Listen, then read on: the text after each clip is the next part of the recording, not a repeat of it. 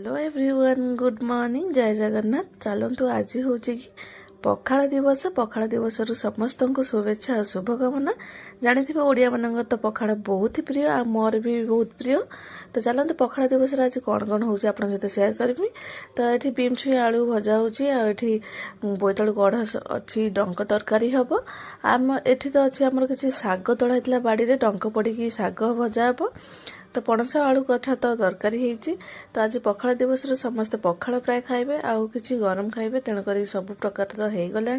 तो आपण मानक घरे कौन कौन होती सब पखाड़ दिवस रे तो निहाती भाव में कमेंट रे जनइबे। तो पखाड़ दिवस तो आम घरे तो देखिले पूरा देसी ओडिया घर खाद्य होती। तो ये देखो मो पुओ निखिल बही रे नीतीश केमिति दी भाई तो झगड़ा लगे केमती कर सन्धार आज पाउरुटी खाइबा इच्छा है। तो पाउरुटी भजा होती तो समस्ते मिसी बर्तमान सन्ध्या खाइबू।